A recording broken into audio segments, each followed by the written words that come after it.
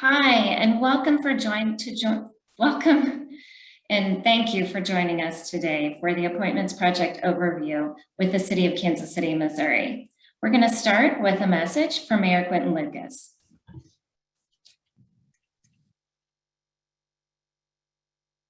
Hi, I'm Kansas City Mayor Quentin Lucas. Thank you so much for working with us today on the Women in Leadership Training for Boards and Commissions in Kansas City.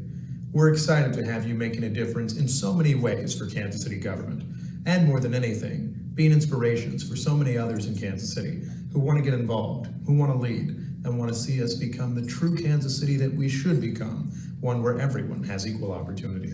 Enjoy the training today. Thank you for agreeing to be part of our wonderful city, and I look forward to meeting all of you along the way.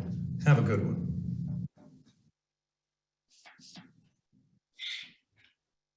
We are so excited once again to be partnering with the mayor on this initiative. And next, I'd like to introduce our CEO, Wendy Doyle. Thank you, Beth.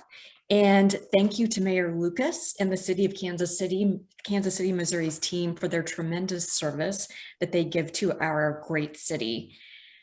I would also like to thank each of our community partners, and I know you're going to hear from them shortly, for their partnership of the Appointments Project, but more importantly, for their work and contributions they give to make Kansas City a great place to live and work. And a special thanks to each of you for taking time out of your day to join us for this overview session of the Appointments Project. At United Women's Empowerment, or United we work to advance all women's economic and civic leadership. Some brief background about us. We are proud to call Kansas City, Missouri home, and we are headquartered in the Crossroads Arts District. Our work includes commissioning research studies, utilizing the data to identify innovative solutions, and then rolling up our sleeves and getting to work to secure results. For the economic development part of our mission, we work to reduce barriers for women in the workplace, for business owners and entrepreneurs through nonpartisan policy solutions. Some of our policy priorities have ranged from pay equity, paid family leave, to reducing barriers for professional licensing, just to name a few. As we work to impact economic development policy, it is imperative that we have more women at the table to speak to issues that impact women and their families. So the second part of our mission is focused on civic leadership, where we work to get more women at the policy and decision-making table through, while you're here today, the Appointments Project. My hope for you, each of you today, is that this session will inspire and empower you to be a part of the Appointments Project, to utilize your voice in your personal journey, and to advance our city of Kansas City, Missouri forward as a national leader. Now, I'd like to turn it back to my colleague, Beth Felsky, who is our Appointments Project Director for United We. Beth? Thanks, Wendy. And as Wendy stated, we are really appreciative of the community partners. It is these community partners who are vital to the success of our program in spreading the word to women throughout Kansas City. First, we'll hear from one of the co-founders of Sister Circle, Patricia McDonald. Unmute, right. Hello, everyone. Thanks for being here with us today. And Dr. Marge Williams is online with us too. And she and I are just 2 of 100 founding members of the Sister Circle. And I see some other founding members out there on Zoom with us too. The Sister Circle is a philanthropic membership group dedicated to increasing charitable giving within African American communities in Kansas City for the benefit of African American individuals and communities in the greater Kansas City area. And while the Sister Circle Fund is focused on growing charitable giving to improve quality of life, the Appointments Project is important to us because healthy, vibrant communities are created and sustained through the collective care of the 3 sectors: government, public, and private. Government, private, and nonprofit, excuse me. And we know without a doubt that having the perspectives of more women on public sector boards and commissions will make for more completely informed strategies and ultimately better outcomes for our city. Thank you, Patricia.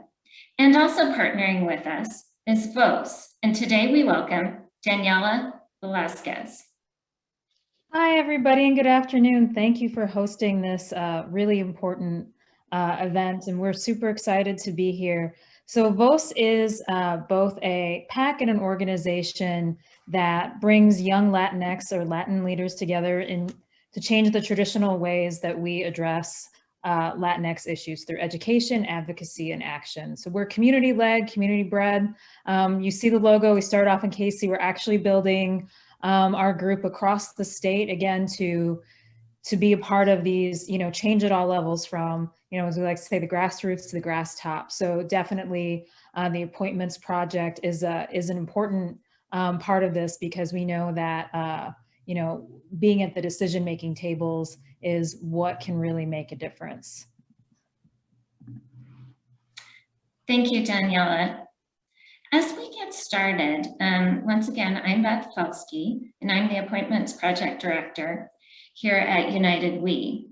And our work is driven by our research. So I'm going to take a little bit just to talk about our research and our process. So as we began, we were wondering, what are the answers to some of these following questions? Are local governments aware of some of the gender disparity on boards and commissions? Is this something they're wanting to change? How do women really feel about civic leadership?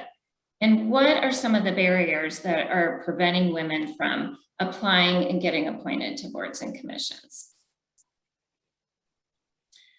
So our research tells us that these are some of the reasons for low participation from women.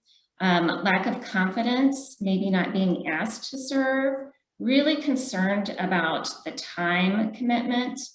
And if they do serve, would they have that sense of belonging, that they were welcome at the table? And this is some of the research we did in 2014 with the University of Kansas. And we actually will have some additional research coming out soon this summer.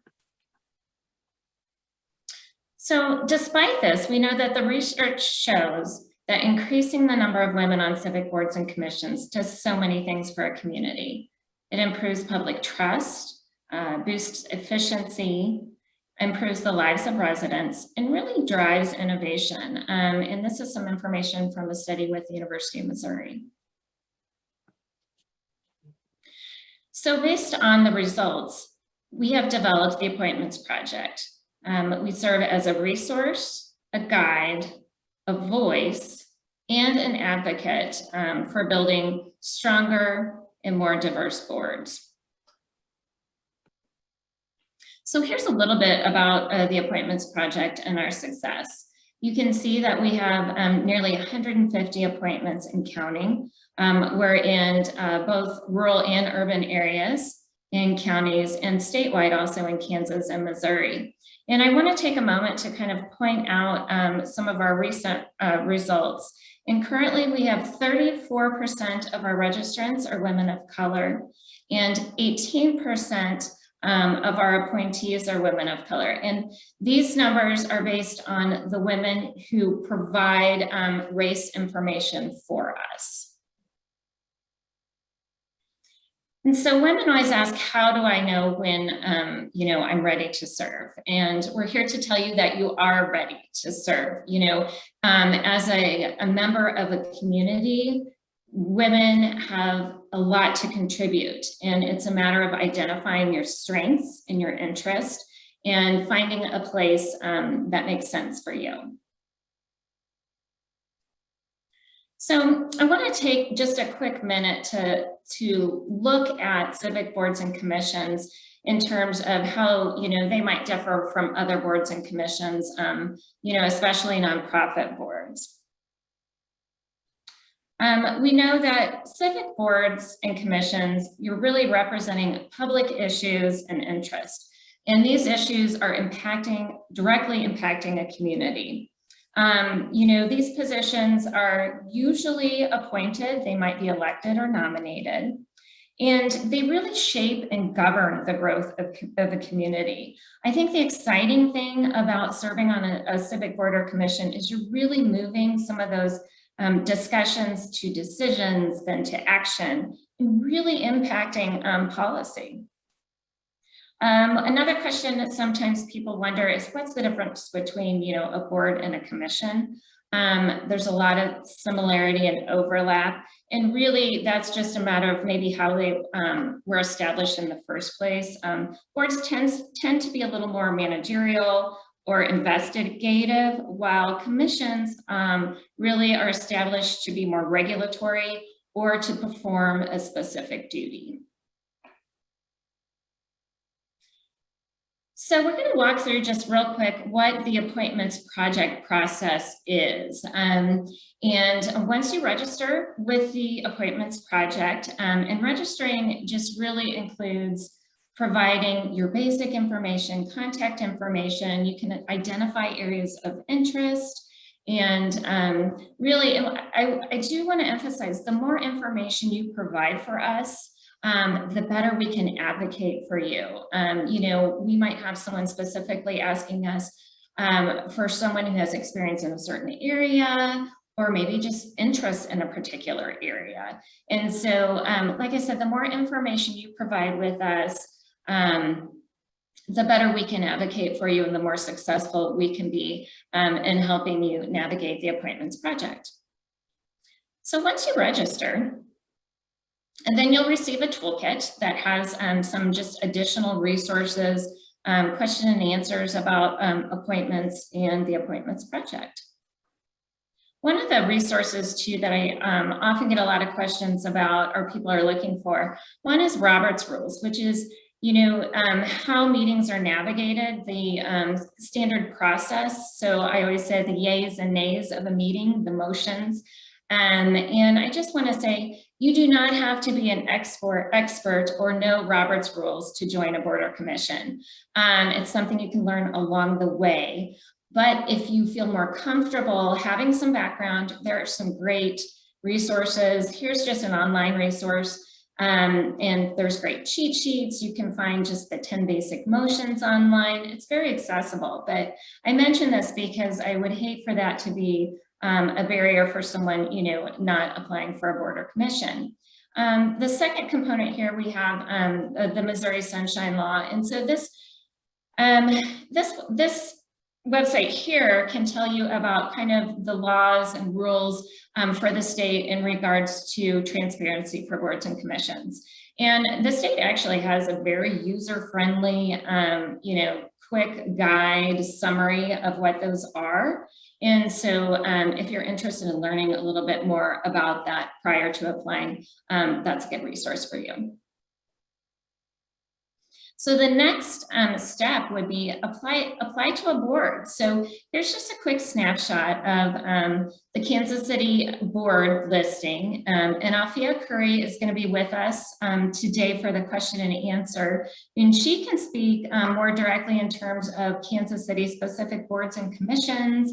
And so be thinking of what questions you might have for her. But here's just where you can find, by going to the website, you can find a listing of boards.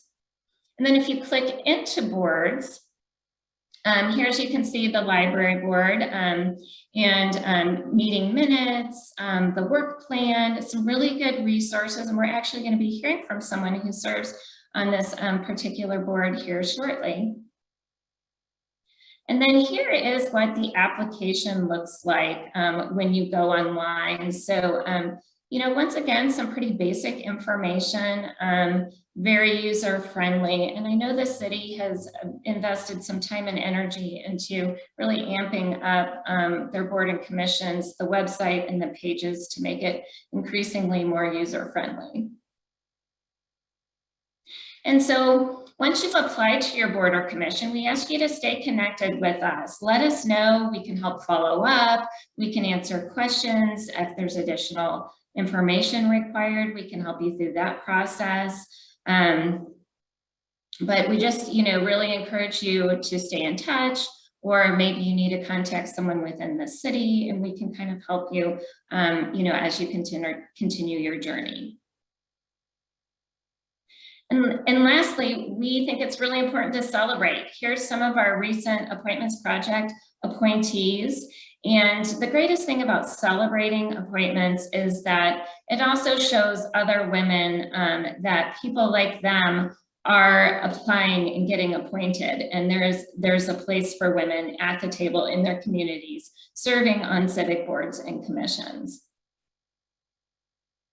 And so now we're going to hear from some of our Kansas City appointees. Really, really excited to hear a little bit about the boards they serve on and their journey to leadership. So I'd like to start with Denisha. Good afternoon. Uh-oh, can you hear me? Yes. Feedback? Okay, excellent. So good afternoon, and I want to start by thanking United We for allowing me the opportunity to join you all today. I'm excited to be with you and to share some of my experiences. So first, I always have to talk about my most important role in life, which is I am the mother of 2 daughters. I'm the mother of a young woman who was a senior at K-State University, and I'm also the mother of a young woman who was a rising junior here at University Academy here in town. So that's always first and foremost. Professionally, I have enjoyed a range of positions with various organizations, including the Kansas City Health Department, serving as the Public Information Officer, and the Director of Programs for Show Me Casey Schools. So throughout my career, I've worked to publicly address issues such as parent advocacy, cultural diversity, health disparities, the economic impact of community health, fostering violence prevention efforts through communication, and improving organizational relationships with community and civic partners. So currently, I am the Director of Programs at American Public Square at Jewel, where our mission is to convene non-like-minded people to improve the tone and quality of civil discourse and create paths toward actionable common ground. One more thing, I also facilitate Parent Leadership Training Institute courses here in Kansas City. So in this role, I work with the PLTI fellows to increase their capacity for advocacy, working on civic skills, strengthen their impact at home and in their neighborhood, and helping increase their knowledge of public policy to improve child and community outcomes. So I facilitate the second 10 weeks of this program and work closely with our fellows to teach public speaking, how state and local government works, how to create and move agendas, and what public policy really is and how it affects our everyday lives. So I'm thrilled to be engaged in several civic organizations here in our city. I sit on the board of directors for the Heartland Men's Chorus. Most recently, I was accepted into the second cohort of the Creative Action Initiative with the Kemper Museum of Contemporary Art. And this initiative was designed to engage communities in art-based civil action. Last year, I was appointed to the Kansas City Library System's Board of Trustees by Mayor Quentin Lucas.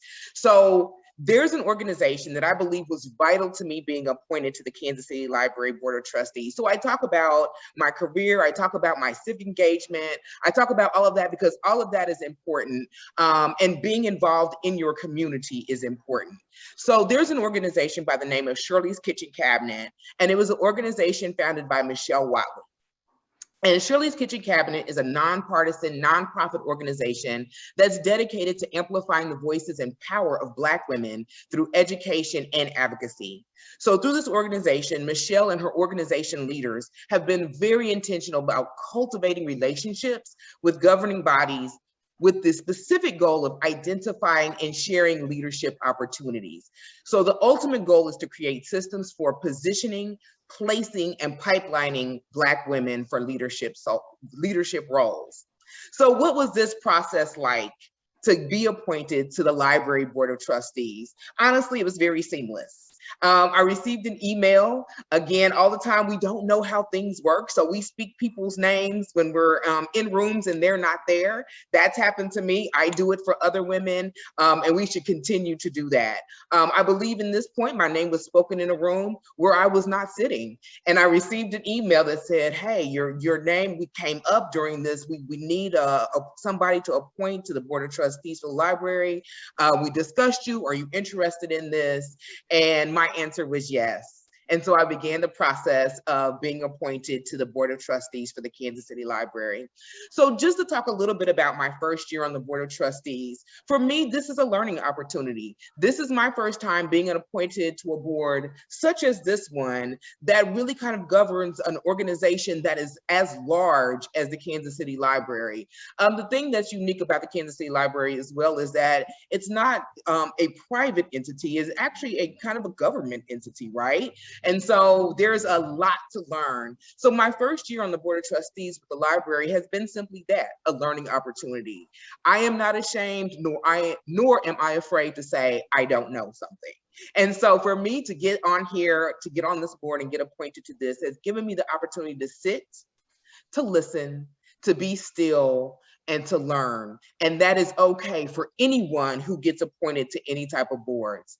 So getting into positions like these, I always bring the mindset the community is the most important thing, right?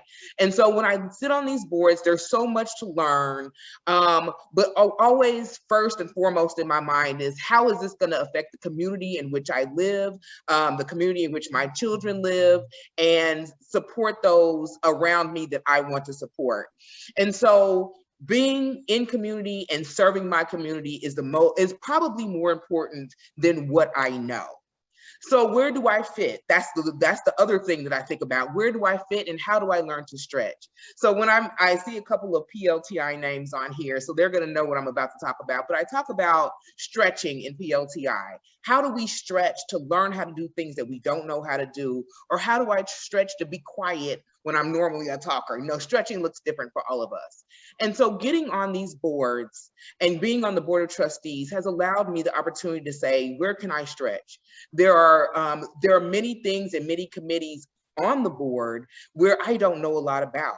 Let's talk financial issues first, right? Financial reading, profit and loss statements, which is something that I've done before, but never on this grand scale. And so this gives me the opportunity to stretch, to learn, and to say, okay, what does operations or building operations look like with something like the Kansas City Public Library System? What does this look like for us to serve the community in the time of COVID-19? Especially when we know that the library systems are places where people normally convene. They're places that people can go when maybe they don't have anywhere else to go, and it gives them a place to gather with their community. And so I think those are the biggest things, the biggest takeaways I want to present to you all is that really joining these boards gives you the opportunity to stretch.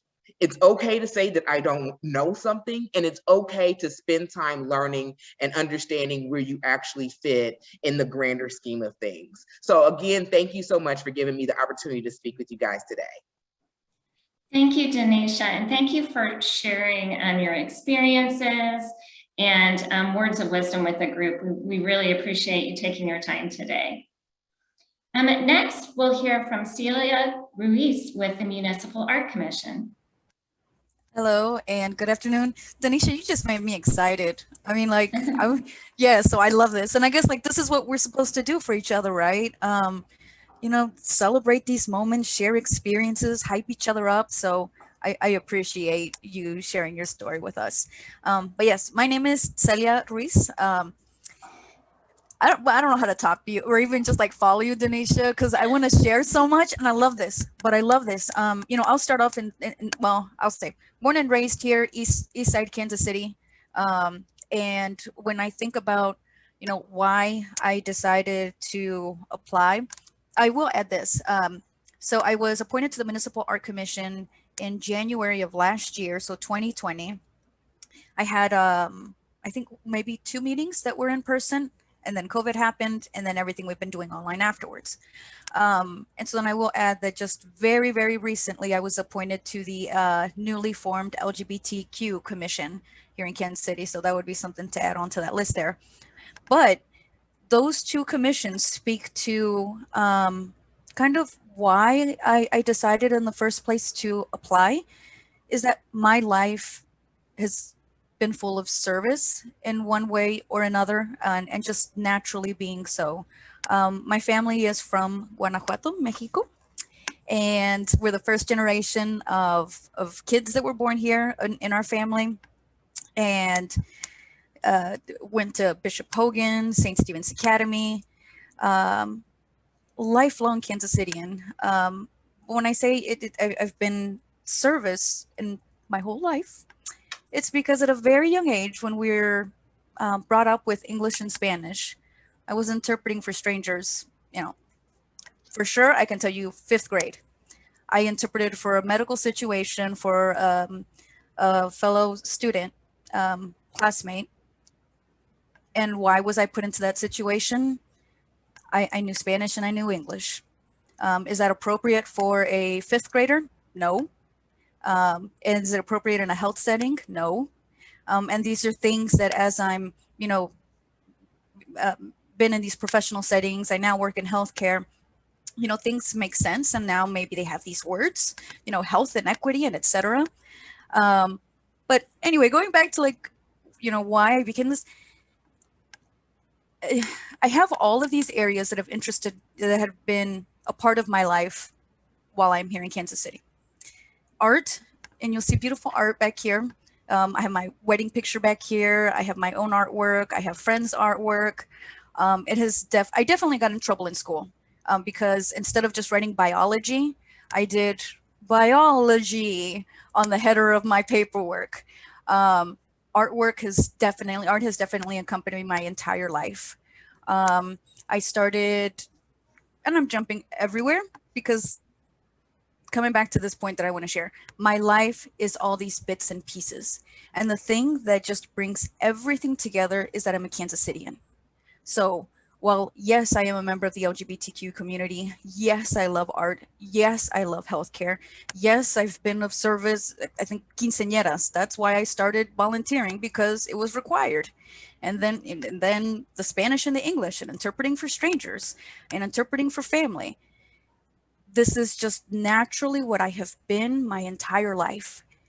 And so then to find a spot on, these are commissions, but any one of us, if we were to find a spot where it's a board or a commission and they say exactly you, exactly Celia from East Side, exactly Celia from the Kid of Immigrants, with the experiences that you have, the community that you've been a part of what you continue to be a part of, and I continue to learn from. Because I will say this, is that as honored as I am to be in these spaces, I will never stop learning, and I will never, ever assume that I know my community enough, because communities change.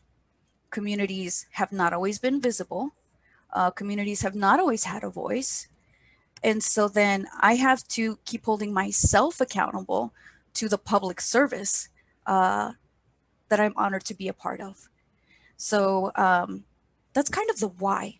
A very long-winded is that I've always felt that I've been a mix of all of these things, professionally, personally, identity-wise. And then again, what brings it together is I'm a Kansas Cityan. So there's kind of the why, is why I'm a part of this.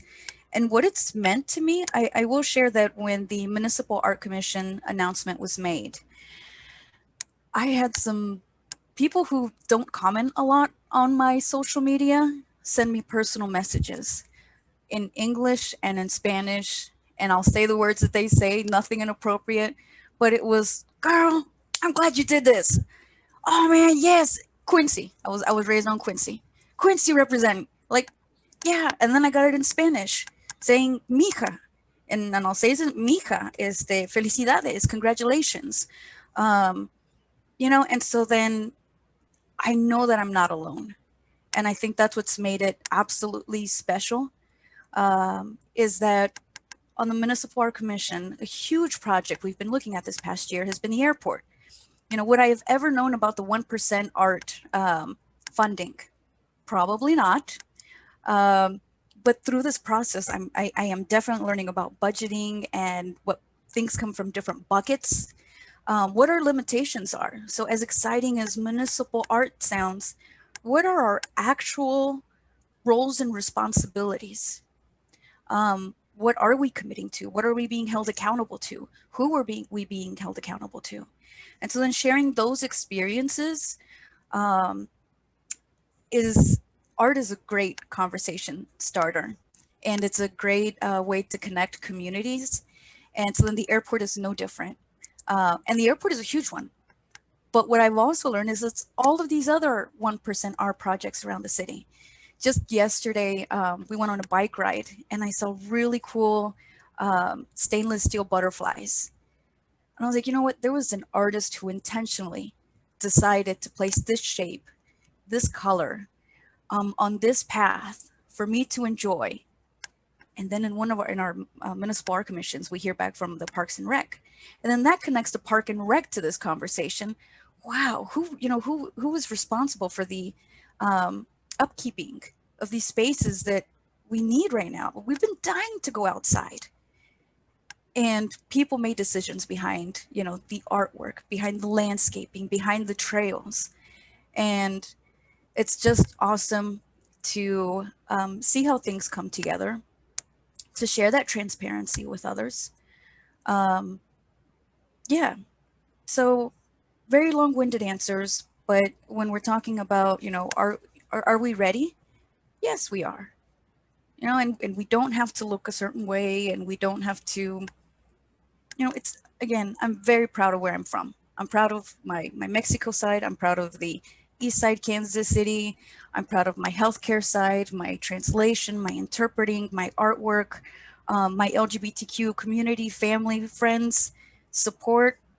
I'm like, this is Kansas City. And I will say that for myself growing up, I never would have thought I would have seen somebody like me speak in a space like this or attend meetings that I attend. But I am absolutely hopeful that, and I'm saying gracias, so Laura, Daniela, I want to see young people in these spaces. So I love the demographic that we have here, but I will forever push for 16 and 17-year-olds to figure this stuff out before they end up being our age, my age, and saying, now I'm interested. So yeah, I think that's what I'm glad to kind of share my space with. So Thank you so much for sharing your perspective. Just a great story and a great opportunity for women to learn about your journey. Next up, we have Patricia McDonald, who we heard from a little bit earlier about Sisters Circle, and she served on the Visit KC board. Patricia? Yes, hi, thank you. Yes, I serve on a number of local nonprofit boards, several at any given time, just because, for one, I am curious. I'm a very curious person, and service fuels that curiosity. It also has enhanced the work I do professionally. Like, I can't even put a number on how my community service has enhanced my professional life. Can't even put a percentage on that. It opens my sociocultural aperture. How's that for fancy, right? But it does. It just opens your eyes when you're involved in the community and you're engaged. I think I'm serving on 5 boards right now. But for the topic we're talking about, I have served on 2 KCMO boards, several KCMO committees, and 1 state commission. I currently serve on the board of Visit KC, and it is highly rewarding service. I serve on the executive committee, and I chair the committee's Diversity and Destination Management Committee. And to demonstrate how you can really make a difference when you serve, that committee didn't exist before I was there. And so, I had a hand in how we were going to name it. If we're going to focus on diversity, I'm one of those I want to stay mission focused. If I'm with an organization, I want to advance that mission. So I wanted to make sure that whatever committee we pulled together, I helped this organization do the best work it could for the space it's responsible for. So I helped name it, and then I huddled with another fabulous woman, Cece Rojas, to figure out, so who's going to help us do this diversity and destination management oversight? Because, by the way, Visit KC is our hospitality and tourism agency of record, organization of record. And so when convention and large meetings come to Kansas City, it is that organization that is helping to bring them here. So I should have given you some backstory on Visit KC. So they're our Convention and Visitors Association. So with CC Rojas and another thing, I love being able to reach out to other women to brainstorm how to get something done effectively and efficiently. And we decided that the best people to help Visit KC get this work done with meaning are leadership of other area chambers, the Black Chamber, Hispanic Chamber, LGBTQ Chamber, Asian Chamber. So you see where we're going here. And so we have the leadership of those chambers and leadership of human development nonprofits as well. So someone from The Whole Person is on this committee because they too have a network of meetings and conventions that they're familiar with that we could be helping Visit KC bring to Kansas City. So the one thing you don't want to do when you get on a board or a commission is be quiet. You're there for a reason. You're there to bring your know-how. And so we came up with this amazing committee that is now basically the accountability partner in diversity and destination management for Visit KC. It is highly rewarding work. The committee helps with bring sales leads back to the sales team. We help with the structure of RFPs, how to word them so that they're attractive to diverse vendors and audiences. You know, anything that this organization can do from its point of responsibility, we help them get it done with a diversity lens, with an equity lens. And I can't say more about how rewarding this work is. I've been on this board, I might be going on 4 years now. And like I said, I serve on other boards, but this city board is very rewarding. So dive in and bring all of you, because that's what you're there to do. And you will help those organizations make more completely informed strategies than they would make without you there. And that's all I have to say about that. Thanks, Patricia. And I really appreciate you and everyone else sharing their stories. And, you know, it really helps women relate to kind of incorporating civic leadership into everyday life. And in these boards and commissions, they need women and they need to represent the communities that they serve. So great stories, all very different stories and different boards. So lots of opportunities to find your niche and your area of interest. So thank you all for sharing your stories. And, you know, in closing, obviously, you know, these women have done a great job of talking about what leadership has meant to them. It's something different to everybody. And, you know, obviously there's lots of benefits in terms of growth, career, and making an impact. And finally, your community. What does it mean to your community? And we know through our research and through the women that are serving that we have improved decision making by increased bipartisanship. We definitely see increased bipartisanship when we follow women who then may go on to run for elected office. And especially at the state level, have a tendency to cross party lines to really push important legislation forward. So I think that's an important component.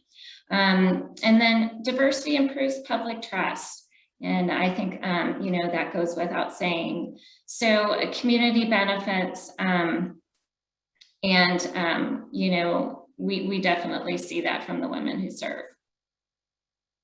So just real quick, I wanted to mention ways to get involved in our organization. You know, obviously we hope you register with the Appointments Project and apply for that board or commission that you're interested in. If the timing isn't right, there's other opportunities and ways to get involved. You know, just by sharing our research and our practices, our efforts on pay equity and paid family leave.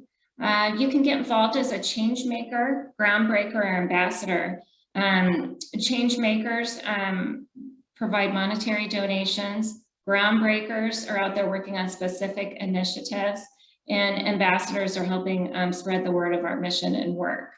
You can attend some of our upcoming events. We have our Champions Breakfast with Mark Donovan coming up on April 23rd, right around the corner. And then our We Work for Change event. And soon we will be announcing our speakers, and I guarantee you, you will not be disappointed. I'm really excited about our annual event this year. So please stay tuned and stay connected with us so you can learn more about that. And then also just starting a personal online fundraiser and spreading the word through your own social media. So I encourage you to reach out to us if you have questions. Our information is all there. We're also found on social media. I will be putting my personal email into the chat as well. If you have questions either about Appointments Project or appointments in general, or any of our United We initiatives, Wendy and I would be happy, to talk to you about those and ways we can work together. So with that, we are going to open it up to question and answer. And as I said, we've got Althea with the City of Kansas City, Missouri, who works closely with appointments, available to answer questions as well. And I encourage you, you can put your questions in the chat, or feel free just to go ahead and, raise your hand, turn your cameras off of mute, and we can have a really interactive discussion about appointments to boards and commissions. Beth, I think a first question to ask is, just in terms of geography for appointments, is there residency requirements for a Kansas City, Missouri board or a commission? Yes, there is. And that's why, the more information you provide to us, registered with the Appointments Project, by telling us what district you live in, that is critical to some of the vacancies or particular seats on boards or commissions. And so that's always helpful. But I'll also let Althea talk a little bit more about some of the requirements. Right, with the requirements, for most of them, it will require, you to be a Kansas City resident. There are a few where it's okay that you're not, but as long as you are working and paying, the Kansas City tax, then that's fine too.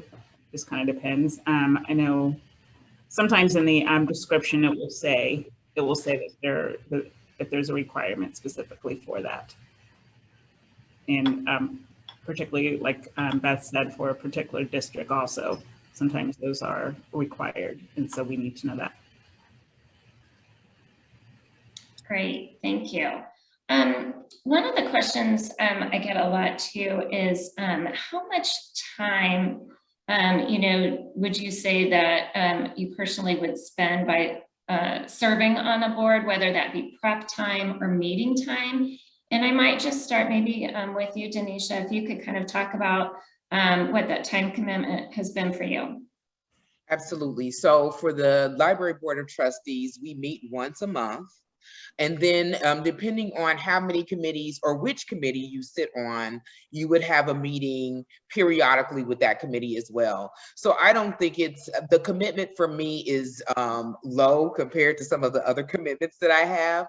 So at least at minimum, a once a month meeting that doesn't last any more than 2 or so hours. And then if you want to prep, they always send you board documents ahead of time, and that'll give you the opportunity to read through the executive director's report, all the reports that people are going to talk about during the meeting. You'll have the opportunity to pre-read those, and then if you have questions during the meeting, you can go right in with whatever you need to know to clarify. Thank you. Celia or Patricia, do you want to talk a little bit about your time commitment for your boards? Yeah, I would. Oh, go ahead. Go ahead, You go go. Oh, yep. So I guess I'll just echo. I usually set aside 3 hours for my monthly meeting, just in case if we go overboard and I'm not pushing myself to get back to work. So, but 2 hours is roughly enough. The prep work, that you're reviewing minutes, documents, anything prior to that. But then I would also add, with the art piece, I want to make sure that I'm staying in tune with anything art. So investing of personal time to just have a general idea of stuff going on with whatever topic you would be addressing. Patricia, did you have anything to add? Sure. And you know, I find that it also depends upon what board or commission you're serving on. So I served on one that took hardly any time at all ever was this board of trustee of city trusts. That was a very easy board to serve on. Really, what this board, you know, you come. I don't even remember whether it was monthly or no, it was like quarterly. Quarterly, we would come together and decide on how to use funds in certain pots of money at the city for maintenance of statues, grounds, public art, and groundskeeping in certain areas of the city. That was a very easy board, and for some reason, because of the way the money arrived at the city, it could only be used for those things, and it had to have its own separate board. So that's the board that the city looks to populate from time to time. And then with Visit KC, I would say because I'm on the executive committee and I chair a committee, I would say I probably put in our actual meetings for the committee really never go beyond 30 minutes. But the prep time in that is giving a nice, is in making sure we have a nice, clear, clean agenda that we can flow through and get ideas really quickly on how to act on those agenda items. So I would say I might put in about 40 minutes to an hour in prep time, because sometimes I want to schedule a conversation with staff internally to help me inform a subject, you know, an area, a line item on the agenda. So maybe an hour of prep time, and we meet every other month. As for the executive committee, really that is an hour when we meet. So it depends upon what board you serve. It'll be different. Thank you. A couple questions have come through the chat. One is serving on several boards. Is there a conflict there or conflict of interest? And I just want to make a couple comments. We do encourage you to apply for more than one board, because sometimes you may need to pivot. Sometimes you know, that vacancy might not be filled as quickly as another vacancy. So we do encourage that. And in terms of serving, I am not aware of a conflict of interest, and I'll let Althea talk specifically if there's any two boards that you couldn't serve on, any of those two boards that are you aware of anything, Althea, if there's two boards that you cannot serve on at the same time? No, I'm not aware of that. Okay. And I know that what Tanisha said, or Patricia said, that in terms of that they've served on several, it's just a matter of your time commitment and what you can bring to the table is, I would think, would be the thing to keep in consideration. But yeah, I'm not aware of there being a.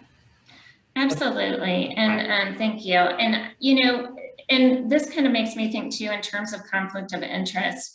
If, you know, in serving on a board, if something comes up that is, you know, you might have a vested interest in, maybe professionally, that might be conflict of interest, you can still serve and choose not to vote on that particular issue. And so I always recommend that, or you know, if you have concerns, talk with your employer about any of those concerns, but there's still many opportunities to serve. And then we had another question that was more specific to appointments project. And if you have been appointed to a position and you're looking to get appointed again to maybe a different position, we encourage you just to check in. We'd be happy to advocate for you to either help you navigate to find another board to serve on, or follow up with your application as well. And so in order to, you know, we do encourage you to reach out to us and make sure we have all your updated information, especially if it's been a while since last you were appointed.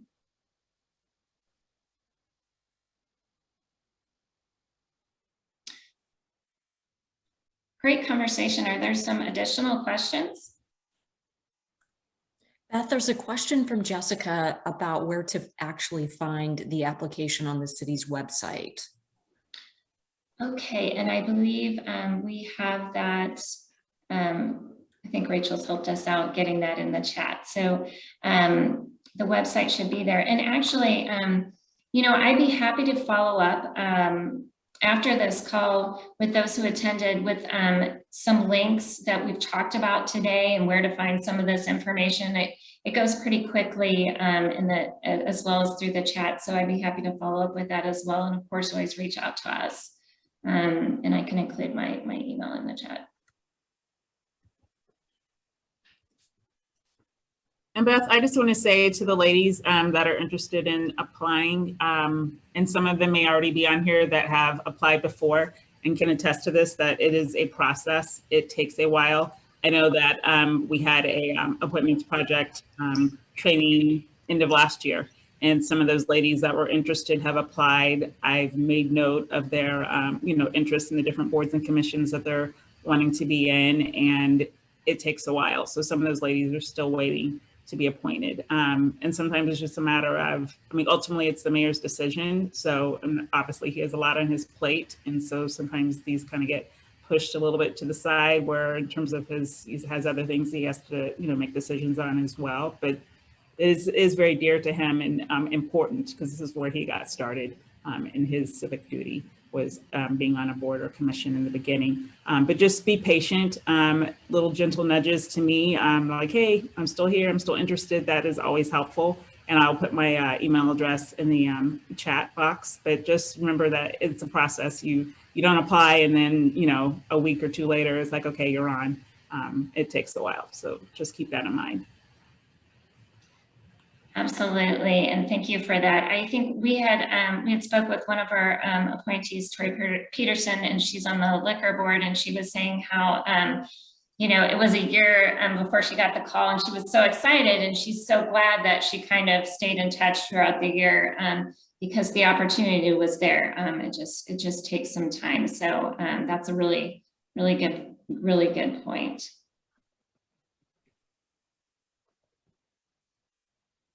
Oh, there's another aspect to it. Some boards and commissions have a split between who appoints those seats. Some have a split where the mayor appoints a certain number, and the executive leader at the organization appoints the other half. So sometimes you might, an executive leader might approach you, or you might find out who they are and express interest that way. Right, Althea? Correct. Yes. Yeah. Yeah. That's and then yes. I know Visit KC has that kind of a split where the executive board and the executive leader get to pick I'll make up a number because I don't know what the number is. They get to pick 6, and the mayor gets to pick 6, or 12 and 12, or something like that. Exactly. So some have that structure. Absolutely.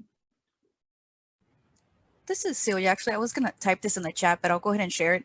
Something else that has helped me to just get a better grasp and understanding of city government, and I kind of like to nerd out on these things, is just subscribing to city newsletters, because there's all sorts of specific topics. So the public art one, jump on that, jump onto your city, your district newsletters, attend meetings, and everything is so virtual now that you can catch recordings on YouTube, you can catch things on Facebook Live. So immerse yourself in the language and the terminology and the formats.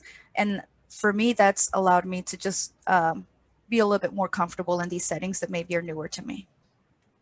Right, and those newsletters might let you know when there is a community advisory committee being formed, because I know 1% for Art uses community advisory committees. For a lot of the decision making they have to do, or at least for some of it. So those newsletters might have an announcement about, advisory committees. Very helpful. Thank you. Well, as we're closing, I just want to thank everybody who's been part of today's overview. the city of Kansas City, Missouri, and their effort for more women and diverse boards and commissions, and especially you all for attending this and learning more about the opportunities. Reach out to us, reach out to myself or Wendy or Althea, and we can be a resource for you. And I'm sure the women who also have told their story today, a great resource too, because they can really tell you kind of the personal components of it. And so I appreciate you sharing your time on the call to share with us and our community partners. And once again, it's, you know, our community partners are vital to spreading the word about these opportunities. So with that, I just want to thank you. Thank you for attending today. Thank you to the city of Kansas City, Missouri, and feel free to contact us. Have a great afternoon.